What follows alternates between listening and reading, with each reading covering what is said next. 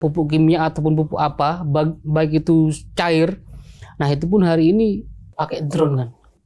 Kalau nyemprot gitu kan. Nah itu sudah apa ya? Sudah menunjukkan bahwasanya ini kan yang harus bisa mengoperasikan kan anak-anak muda gitu. Betul. Turun ke lumpur, begitu lihat tanam gitu kan. Begitu lihat tanam, oh ini kok kotor gitu kan. Tapi kan hari ini kan tidak. Peralatan itu namanya transplanter. Transplanter ini begitu tanam hari ini bisa dengan kapasitas yang sampai 6 baris gitu kan, 6 sampai 8 baris. Bisa di-setel juga itu sekali jalan gitu. Oh, sudah tanam sendiri? Tanam sendiri. Berarti udah nggak perlu turun lagi kotor-kotoran masuk ke sawah. Kalau yang mengoperasikan itu kan tetap manusia gitu. Udah tidak ada ini. Ya kan, terkait dengan isu-isu kelangkaan pupuk. Pupuk mahal. Pupuk mahal sudah nggak ada. Pupuk subsidi dan non subsidi itu kan jadi soal-soal. Ya, artinya apa? Artinya kecenderungan dari pelaku petani itu, oh iya ternyata hari ini negara itu sudah tidak kesulitannya terkait dengan pupuk.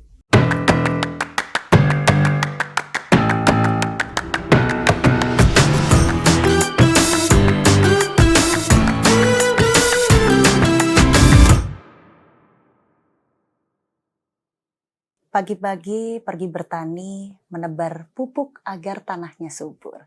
Halo pemirsa, podcast Suara Jatim kali ini membahas kedaulatan pangan dari Jawa Timur. Pemirsa, kalau kita berbicara kedaulatan pangan, Jawa Timur ini menjadi salah satu provinsi lumbung nasional. Ada berbagai hasil perkebunan, pertanian, dan juga hasil nelayan atau ikan tawar maupun ikan laut yang manfaatnya sudah dirasakan jutaan masyarakat di Indonesia maupun khususnya di Jawa Timur. Tapi kalau kita berbicara kedaulatan ya pemirsa, ini tentunya banyak rintangan-rintangan yang perlu kita hadapi bersama. Mulai dari perubahan iklim, kemudian juga fluktuasi harga, ada juga keterbatasan infrastruktur, dan salah satunya yang masih seksi dibahas akhir-akhir ini adalah bagaimana kita punya PR besar untuk menciptakan regenerasi petani untuk anak muda. Nah ini jadi PR kita bersama. Kali ini kita akan membahasnya bersama pakarnya langsung. Pemirsa, kita sudah mendatangkan salah satu anggota DPRD Provinsi Jawa Timur dari Komisi B, fraksi Nasdem. Ada Mas Haji Denny Prasetya, Sarjana Ekonomi. Assalamualaikum Mas. Waalaikumsalam. Sehat Mas? Alhamdulillah sehat. Alhamdulillah. Atau kita menyingkat dengan Mas HDP ya? Iya. Singkatnya begitu, tapi HDP ini tidak hanya Haji Denny Prasetya, tapi ada akronim lainnya, yakni Hadir dengan Perubahan. Iya. Perubahan apa yang dibawa oleh Mas Denny? Kita akan ulas, pemirsa. Mas Denny ini juga sebagai Wakil Ketua Bidang Pertanian dan Perkebunan PWGP Ansor Jawa Timur, dan juga berasal dari Jember, sekarang juga bertugas sebagai legislatif di Dapil 5 Jember Lumajang. Mas Denny, sebelum kita masuk ke tema kita hari ini, di podcast DPRD Provinsi Jawa Timur tentang menciptakan kedaulatan pangan. Kita bicara dulu background dari Mas Denny. Mas Denny ini relate banget sama pertanian dan perkebunan. Background dulu gimana sih Mas? Ya ini kan dapat warisan kan. Warisan dari orang tua. Warisan dari orang tua, dan orang tua pun juga dapat warisan dari kakek itu. Kakek saya. Dari petani, dari kakek dilimpahkan kepada orang tua juga dilimpahkan kepada saya sebagai petani. Nah dari situ juga makanya saya berkeinginan di periode 2024-2029 itu masuk di Komisi B. Nah Komisi B ini bidangnya kan perekonomian yang isinya itu ada pertanian, perkebunan, perikanan, ada koperasi, UMKM. Nah, di situ sesuai dengan keinginan hati lah. Yeah. Karena hari ini pun juga dengan kondisi seperti ini ada program prioritas juga kan yang namanya swasembada pangan, ketahanan pangan. Nah, itu semuanya meliputi dengan adanya di Komisi B kalau di DPRD Provinsi Jawa Timur. Seperti itu, Pak. Jadi memang ada warisan turun-temurun yang dijaga oleh Mas Denny? Ya, seperti itulah. Kira-kira seperti itu. Berarti sampai sekarang Mas Denny masih bertani hari-hari, Mas? Masih bertani. Ya bertani terus berkebun juga masih. Apa Mas? Kalau di pertanian ada padi, ada jagung, kadang juga kedelai, ada juga jeruk. Dan hari ini ada juga pisang Cavendish. Sekarang ikut budidaya itu juga? Betul. Oke. Sebenarnya udah beberapa tahun yang lalu di pisang ya, khusus pisang Cavendish ini. Cuma hari ini banyaknya dari masukan-masukan dari teman-teman yang ada di daerah, di kabupaten kota di Jawa Timur itu kayaknya prospek gitu kan. Itu awal-awal di tahun 2025 kemarin. Masih belum lama berarti ya Mas? Pisang Cavendishnya nih? Udah, kalau di tahun 2022 udah mulai panen. Oke. Udah mulai panen. Bahkan hari ini sudah mulai permajaan. Permajaan artinya kita tanam lagi yang namanya pisang Cavendish itu. Mulai tanam lagi, tanamnya itu juga ada yang pemanfaatan lahan yang kosong gitu kan, tidak dimanfaatkan. Ada miliknya teman-teman organisasi entah itu ormas-ormas kosong gitu kan, tidak difungsikan. Akhirnya kita ajak untuk dia sekaligus juga mengedukasi juga. Jadi ini kalau kita bicara alih fungsi lahan yang biasanya konotasinya negatif, sama Mas Denny dirubah alih fungsi lahannya bermanfaat dan bisa dirasakan jangka panjang. Betul. Oke, berarti Mas Denny kesehariannya sudah tahu betul bagaimana kondisi pertanian, kemudian terjun langsung, panen, tanam lagi. Kalau bicara kondisi Jawa Timur, Mas HDP ini melihat apakah possible Jawa Timur ini akan berdaulat di pangan? Iya, berdaulat ini kan tinggal melihat dari kita ini ya, tolak ukurnya dari jangka panjang, terus jangka pendek, jangka menengah, jangka panjang. Nah, jangka pendek ini paling tidak juga harus dirumuskannya itu terkait dengan pendataan yang sekiranya itu juga memunculkan berapa sih pelaku petani, pelaku pekebun, karena kita sondingkan juga dengan hari ini dengan program pemerintah yang menjadi prioritas seperti ketahanan pangan itu. Nah, bicara ketahanan pangan ini kan luas ini. Ada pertanian, ada perkebunan juga, ada budidaya ikan, ada ikan tangkap, nelayan juga. Nah, di situ jangka pendeknya harus memunculkan database semua. Setelah itu jangka menengahnya jangka menengahnya paling tidak memunculkan potensi-potensinya di jangka pendek sudah. Setelah itu jangka menengah terkait dengan pelatihan-pelatihan. Nah, dari situ juga memunculkan juga jangan sampai pelatihan-pelatihan itu juga tidak diminati dan tidak disukai. Kenapa? Karena hari ini pula pemerintah pusat kan menjadi prioritas itu ketahanan pangan, khususnya di pertanian perkebunan, seperti peralatan itu pun juga sudah didukung penuh. Tanam misalkan yang namanya transplanter, tanam padi udah pakai modern. Terus ada panenan itu namanya kalau katanya orang dulu itu namanya doors. Tapi iya, kalau sekarang kan combine. Yang sekali panen itu langsung turun ke lahan padi, ke dunia pertanian, sekaligus juga dengan kapasitas yang 1 hektar itu bisa kurang lebih ya 2 jaman. Tapi kalau dulu kan sampai sehari. Nah, sekarang memangkas seperti itu. Sudah ada inovasi-inovasi itu ya? Iya, Mas? nah itu sudah digencarkan oleh pemerintah pusat. Sudah. Nah, jangka menengah itu. Setelah itu jangka panjang. Nah, jangka panjang ini juga berpikir bagaimana lahan yang hari ini, misalkan nih di tahun 2004, 2025 ada lahan produktif yang di Jawa Timur itu kurang lebih 1.600.000 hektar. 1.600.000 hektar. Ya.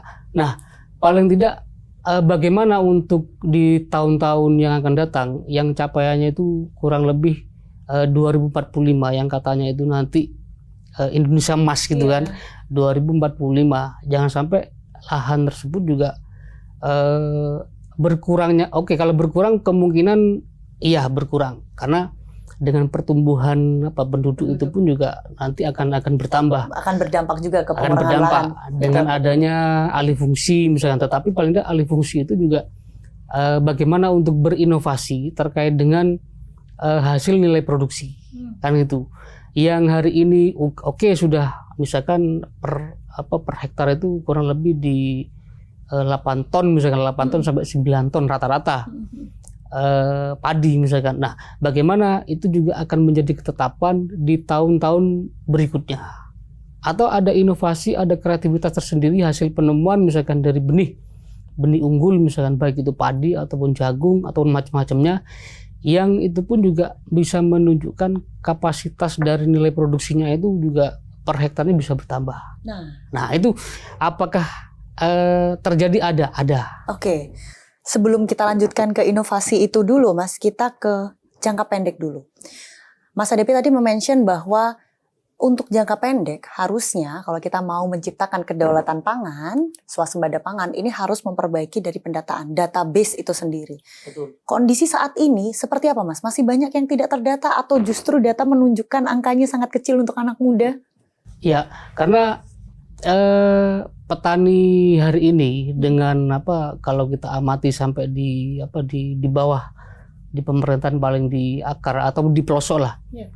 Banyak petani itu yang di usianya di atas 50 tahun. Nah, masuk usia lanjut. Iya, bagaimana dengan usia yang usia dini seperti milenial, Usia produktif. Ya, usia produktif, terus pemuda dan milenial. Nah, ini kecenderungannya untuk bertani itu kan sangat minim. Nah, tapi paling tidak ada ruh dari pertanian itu yang sekaligus juga menjadi pelaku hari ini yang usianya mungkin menjadi bapak-bapak gitu di 50 tahun ke atas bisa untuk memberikan memberikan motivasi kepada keluarga, kepada anaknya bahwasanya bertani itu tidak ada kesamaan dengan yang dulu. Kalau dulu mungkin konvensional gitu kan, konvensional, dan hari ini pemerintah hari ini kan sudah menggelontorkan seperti peralatan itu sudah modern kalau hari ini. Bahkan sampai memakai pupuk baik itu pupuk kimia ataupun pupuk baik itu cair. Nah, itu pun hari ini pakai drone kan. Kalau nyemprot gitu kan. Nah, itu sudah menunjukkan bahwasanya ini kan yang harus bisa mengoperasikan kan anak-anak muda gitu. Betul. Nah, biasanya kalau orang yang tua sudah gegap teknologi dulu. Nah, itu secara teknologi pun udah ketinggalan. Ketinggalan. Nah, bagaimana ada ketertarikan itu juga hari ini formula-formula itu baik di semua tingkatan, pemerintah pusat, di Kementan, pemerintah provinsi, kabupaten kota. Nah, itu hari ini arahnya mulai ke sana sudah. Tapi kira-kira apa ya, Mas, yang menyebabkan anak muda generasi milenial ini belum begitu tertarik untuk menjadi petani? Ya karena mungkin dilihatnya bertani itu juga kotor gitu kan. Dalam artian kotor itu turun ke lumpur, begitu lihat tanam gitu kan. Begitu lihat tanam, ini kok kotor gitu kan. Tapi kan hari ini kan tidak. Hari ini ada yang namanya peralatan itu namanya transplanter. Transplanter ini begitu tanam hari ini bisa dengan kapasitas yang sampai 6 baris gitu kan, 6 sampai 8 baris. Bisa di setel juga itu sekali jalan gitu. Oh, sudah tanam sendiri? Tanam sendiri.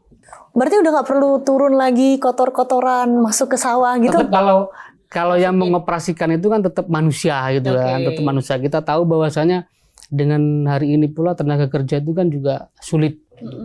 Juga sulit, artinya apa? Paling tidak itu pun juga kembali kepada keluarga petani yang ada di paling akar, memberikan motivasi terkait dengan pertanian itu. Sekarang perubahannya kan udah mulai drastis lah. Udah mulai drastis, lebih modern. Bahkan ada ketetapan harga juga kan, seperti padi misalkan itu udah menjadi ketetapan ditetapkan oleh pemerintah. Apa lagi yang mau dipikirkan gitu kan? Kan sudah jelas gitu. Iya, tapi sebenarnya kalau tadi disinggung ya, Mas, terkait harga. Ini sebagai upaya untuk menyejahterakan petani nggak sih, Mas? Karena kan selama ini image-nya nih, sebagian besar mayoritas masyarakat itu berpikir kalau petani itu hasilnya nggak pasti. Kadang harganya murah banget, kadang harganya nggak ada, sampai akhirnya nggak laku, nggak tahu harus jual kemana. Sejauh ini seperti apa, Mas, kalau di lapangan? Kalau hari ini kan mulai stabil lah. Mulai stabil dengan harga misalkan harga kering juga tinggi. Tapi dilihat dari rendemen juga kan. Kalau misalkan kembali kepada perawatan, kalau memang benar-benar dirawat, apapun itu sudah. Bukan hanya di padi, jagung, kedelai, macam-macamnya, kalau dirawat pastinya akan menghasilkan produk yang bagus juga. Tapi kalau tidak dirawat itu pun juga akan mengurangi nilai produksi juga. Nah, dari situ penerapan hari ini sudah ditetapkan seperti benih unggul gitu kan. Benih unggul pun juga sudah ditetapkan bahwasanya sebelum pendistribusian seperti mengakses program misalkan. Di situ juga ditetapkan bahwasanya benih unggul A, B, C misalkan. Nah, itu menjadi pilihan sudah. Menjadi pilihannya dari semua petani. Nah, itu pun juga memunculkan data bahwasanya bisa muncul kurang lebih 8 ton, bisa muncul kurang lebih 10 ton. Nah, tapi ada juga petani yang mempunyai ide gagasan untuk menangkar dengan sendirinya, membuat pembenihan. Nah, itu bisa memunculkan nilai produksi yang luar biasa besar juga, banyak juga. Ini berbicara inovasi berarti ya, Mas ya. Ada nggak sih, Mas, petani yang sudah mulai berinovasi menemukan bahwa bibit yang biasanya normalnya panen dengan kapasitas atau hasil 8 ton. Ini jauh di atas itu sehingga bisa memenuhi kebutuhan kita untuk swasembada pangan ke depan. Ada. Itu terjadi kemarin kita bersilaturahim dengan petani yang ada di Malang. Nah, itu muncul bahkan minta untuk diperbantukan bagaimana benih tersebut juga bisa tereksplor gitu kan, bisa keluar. Nah, sebelum keluar akhirnya kita memberikan masukan. Ada kerjasama yang diriset juga oleh universitas, paling tidak oleh akademisi, yang tentunya itu juga menjadi ketentuan produk dari benih tersebut. Jangan sampai hanya ujuk-ujuk benih tersebut juga tidak mempunyai kelegalan. Itu kan juga muspro, ya kan. Nah, harapannya paling tidak nanti juga ya minimal kembali kepada daerahnya masing-masing. Misalkan ada temuan di Malang, ini cocoknya juga di Malang misalkan, tanah yang ada di Malang. Nah, kembali ke Malang. Tidak menutup kemungkinan juga seperti di Ngawi. Di Ngawi ini pun juga muncul nilai produksi yang cukup tinggi. Di Ngawi ini. Beras. Iya, padi cukup tinggi juga, bisa tembus antara 13 sampai 14 ton. Apakah ada? Ada juga itu. Oh, sebenarnya berarti banyak ya petani yang mau berinovasi begitu loh, Mas. Iya. Mereka tergerak untuk cari solusi gitu. Betul. Cuma kan hari ini pula paling tidak harus bisa menunjukkan ada ini juga, ada pendampingan lah. Ada pendampingan dari pemerintah di semua tingkatan. Kenapa? Karena banyak juga petani yang mengedukasi dengan sendirinya, mempunyai kreativitas dengan sendirinya, tapi tidak masuk ke database-nya Dinas Pertanian. Sayang banget dong, Mas. Betul, itu banyak petani.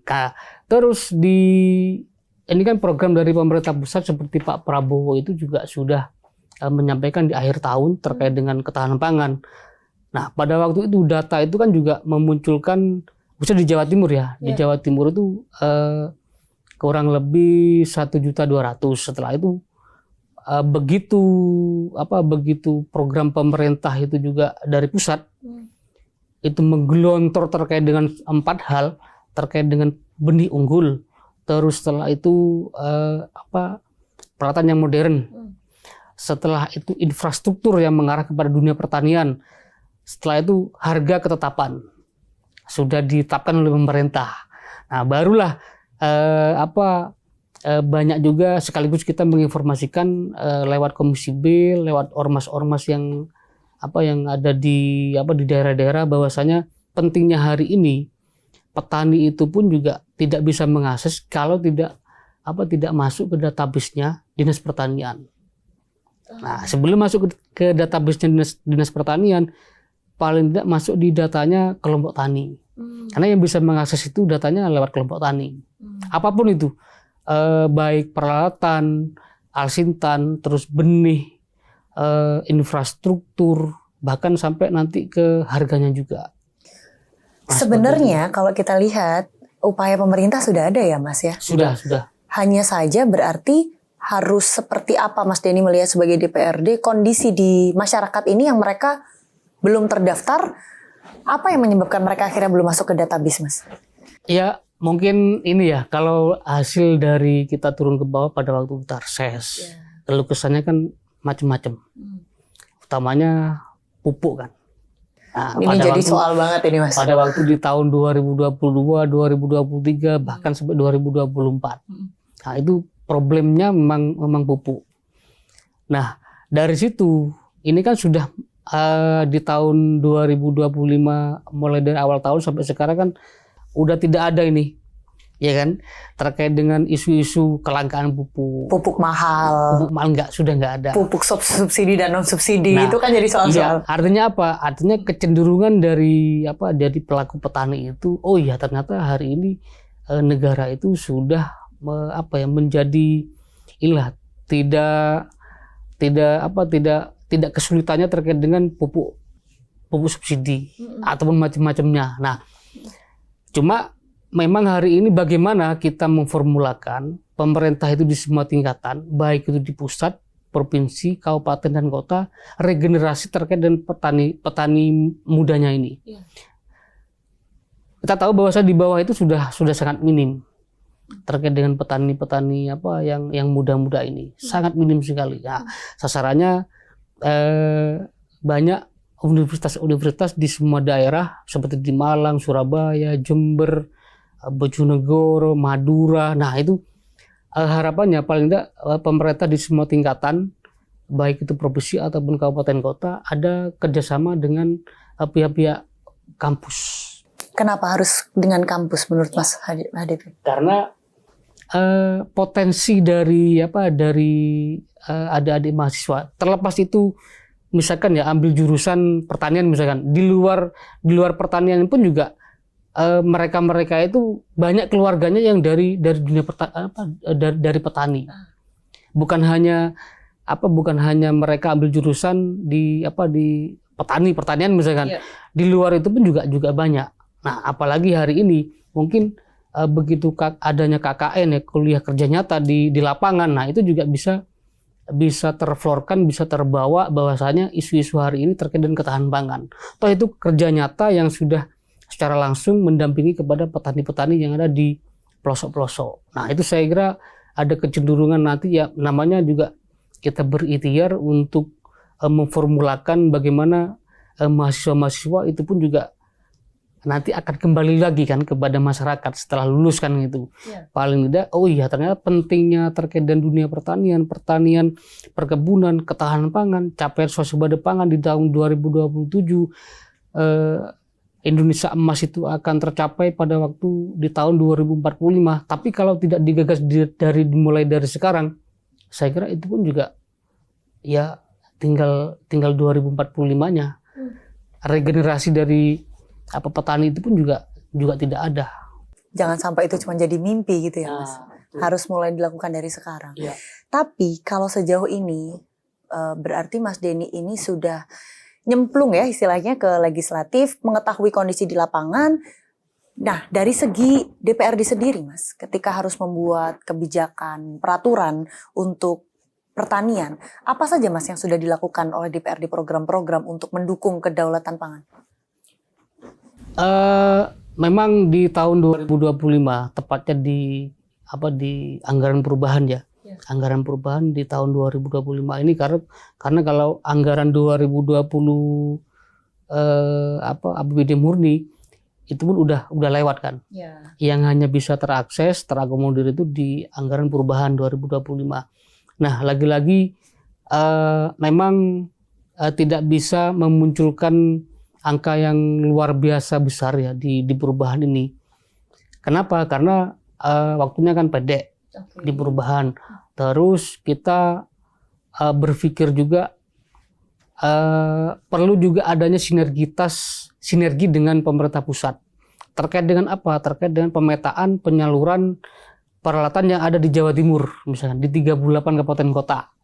Nah, makanya di awal itu saya menyampaikan harus muncul database di masing-masing pemerintahan kabupaten kota.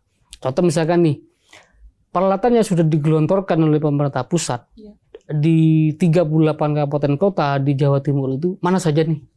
Ini belum ada berarti database-nya, Mas? Itu sudah mulai ya. Oh, baru mulai? Iya, sama meskipun di pusat kan di tahun 2025 ini, tapi kan tidak begitu maksimal lah. Belum gaung yang sebesar Belum. itu. Nah, untuk 2026 untuk ke depan ini, nah hari ini kita mulai gagas sambil kita rencana kerja anggaran daerah untuk 2026 itu kan masih belum dibahas. Kemungkinan di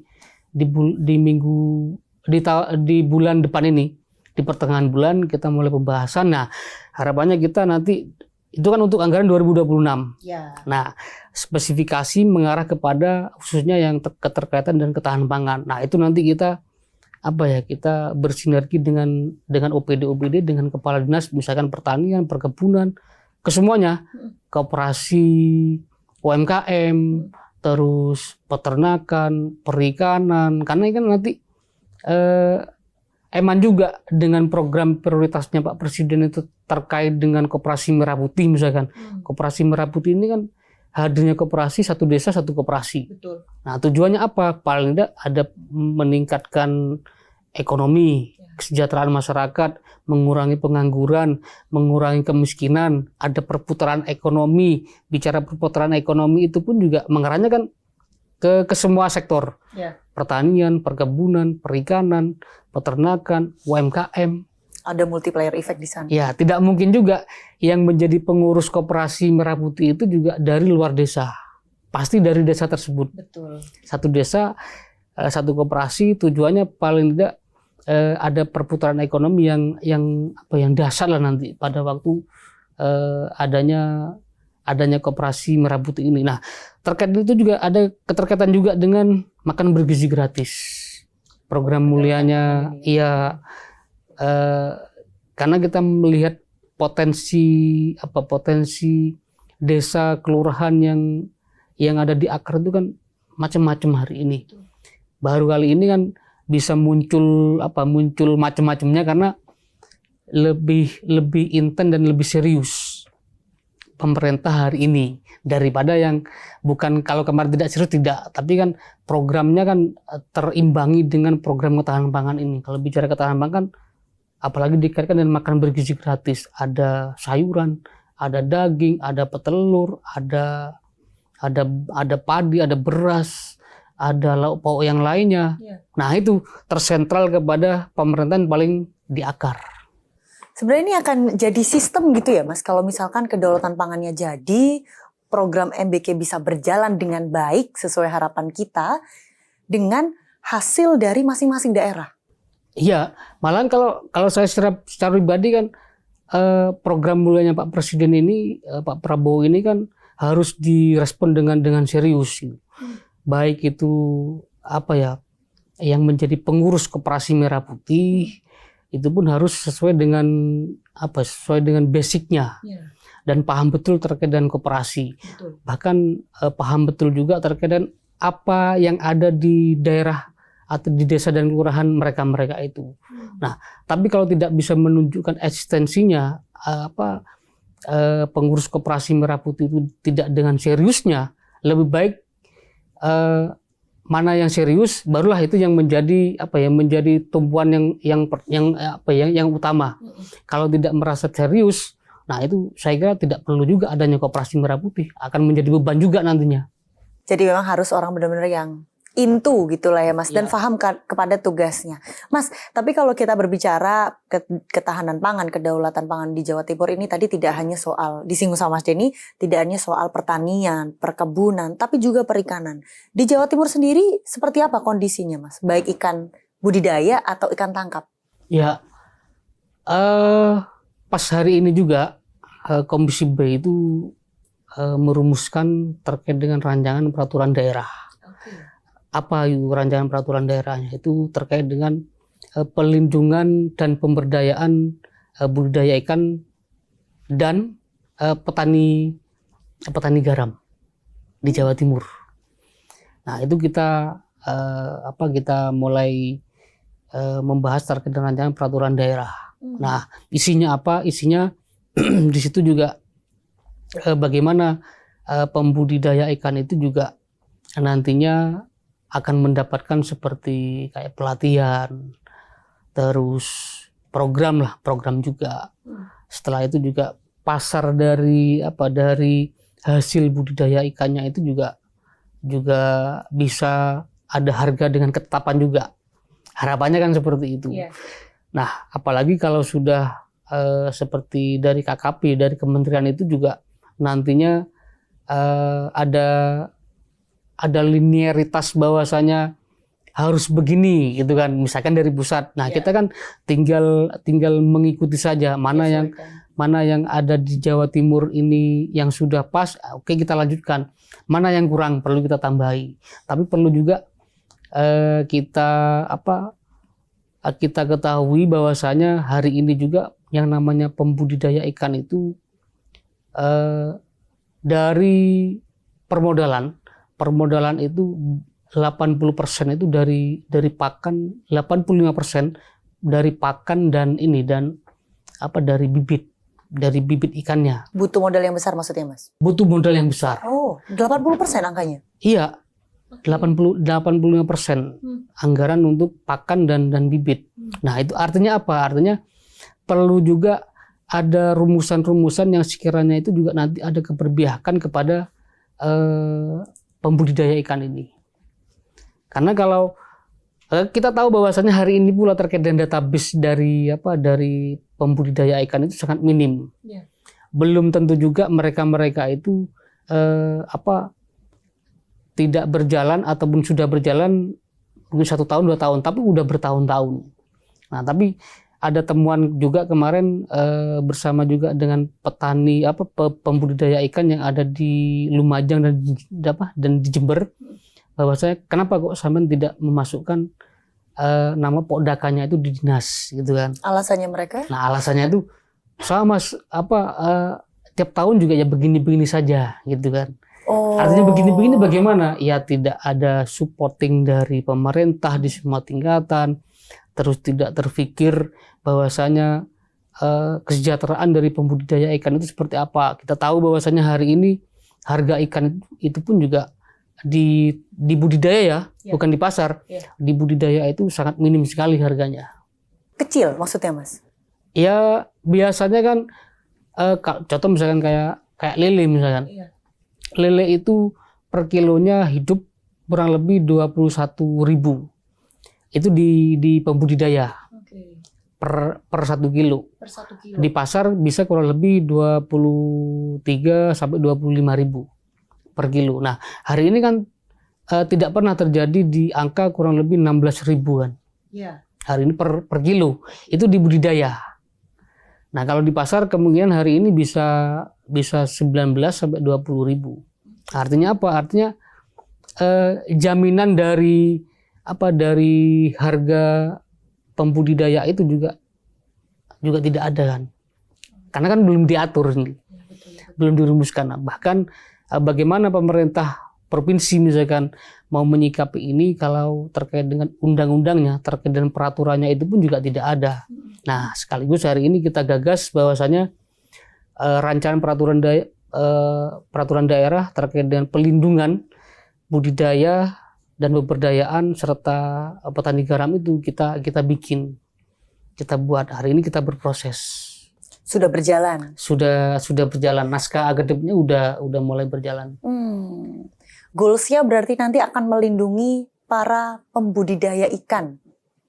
Iya. Kemarin kita mau membuat rancangan peraturan daerah juga terkait dengan ikan tangkap. Nah, ikan tangkap ternyata tidak perlu adanya perubahan, yang perlu hanya dari pembudidaya dan petambak garam, petani garam. Nah, akhirnya yang satu item itu kita del karena masih bisa menunjukkan eksistensinya di peraturan daerah tersebut. Tapi kalau pembudidaya ikan beserta dan petani garam ini memang perlu, karena tidak ada yang mengatur terkait dengan harga, terus butuh juga pelatihan kan. Hari ini kan juga terkini kita tahu bahwasanya budidaya ikan yang dulu itu kan konvensional, mungkin budidaya ikan di kolam bawah, misalkan kolam tanah misalkan. Nah, itu pun kalau di budidaya ikan di kolam bawah di tanah tanpa adanya terpal yang ada di bawahnya, itu cenderung ikannya itu pun juga bau tanah kan, seperti itu. Apalagi kalau tidak dikasih pakan, yang namanya ikan itu jangankan hanya tanah, meskipun sertifikat tanahnya pun juga dimakan nantinya. harus ada batas-batas, maksudnya mereka biar tahu gitu kondisinya. Hari ini kan udah mulai modern tuh terkait dengan kolamnya. Yang awalnya konvensional, hari ini kan bioflok gitu kan, yang pakai kolam bulat itu kan. Nah, hari ini mulai banyak juga dilakukan oleh perubahan oleh pembudidaya ikan yang sekaligus bisa menunjukkan bahwasanya ikan itu higienis, ikan itu sehat, bahwasanya itu pun juga mudah untuk dikontrol gitu kan, untuk dirawat. Kalau di hamparan 25.000 misalkan satu kolam yang di konvensional, kalau di kolam itu pun juga kolam bioflok maksudnya, ini kan dengan kapasitas 10.000 itu pun cara merawatnya kan mudah, lebih terkontrol lah. Nah, seperti itu. Kalau tadi disinggung sama Mas Denny bahwa di petani ini milenialnya sangat sedikit, apakah hal ini juga sama terjadi di budidaya ikan? Ada kesamaan. Lagi-lagi kembali kepada ini, mungkin bisa dilihat nanti lah ya. Bisa dilihat nanti pada waktu rancangan peraturan daerah itu juga sudah didok, misalkan dijadikan peraturan daerah yang sekaligus nanti akan berpikir juga dengan sendirinya terkait dengan peraturan daerahnya. Berpikir sendirinya maksudnya kalau sudah ditetapkan menjadi undang-undang, sudah menjadi peraturan, itu kan harus dilanjutkan dengan anggarannya juga. Didukung dengan anggaran. Nah, sekaligus mungkin nanti bisa diikuti oleh pemerintah daerah di 38 kabupaten kota yang sudah dibuat rancangan peraturan daerah di Provinsi Jawa Timur, sekaligus ditindaklanjuti oleh kabupaten kota. Mungkin kalau sudah ada yang memiliki terkait dengan peraturan daerah terkait dengan budidaya ikan, petambak garam di masing-masing daerah, nah tinggal nanti disinergikan dengan pemerintah provinsi. Nah, kira-kira kekuatan anggaran misalkan di daerah itu seperti apa? Oh, ini perlu kebijakan dari pemerintah provinsi terkait dengan misalkan pelatihannya misalkan. Nah, kita arahkan ke sana untuk didukung juga. Baik. Mas Denny, ternyata kita sudah mengulas banyak ya dari segi solusi, maksud kami dari segi kondisi di lapangan, kemudian bagaimana untuk upaya yang dilakukan oleh DPRD agar bisa menggait milenial ini mau menjadi peran dalam menciptakan kedaulatan pangan di Jawa Timur. Mas, boleh singkat saja conclusion bagaimana harapan Mas Denny dan apa dorongan Mas Denny untuk kita bersama-sama bergotong royong untuk menciptakan kedaulatan pangan di Jawa Timur? Ya, kondisi hari ini kan sudah mulai berubah dari pemerintah yang sebelumnya, masa sebelumnya, terus mengarah kepada pemerintah hari ini, Pak Prabowo, pemerintah pusat yang menjadi nakoda bersama dengan Pak Gibran, ketahanan pangan menjadi prioritas. Kita perlu bijak juga melihat kondisi alam saat ini. Jangan sampai kita meskipun nanti kita cenderung untuk kembali kepada menjadi tumpuan utamanya itu di pertanian, tapi paling tidak bagaimana menjaga untuk jangka panjang. Nah, jangka panjangnya inilah yang perlu kita pikirkan, bahwasanya tidak menutup kemungkinan juga di sisi lain dari kembali kepada keluarga. Keluarga juga menyampaikan bahwasanya bertani itu pun juga tidak kotor-kotor amat. Kan itu hari ini sudah terprotek, sudah menjadi rumusan dari program prioritas, modernisasi, terus benih unggul, setelah itu infrastruktur, bahkan dari harga ketetapan pun juga sudah menjadi jaminan, sudah menjadi ketetapan. Nah, apalagi yang diragukan untuk bertani gitu kan. Saya kira kita kembali kepada daerah kita masing-masing, melihat daerah kita masing-masing. Begitu kita melihat kanan kiri, pasti itu pun kita melihatnya kan sawah. Nah, jangan sampai kita melupakan sawah. Ininya seperti itu.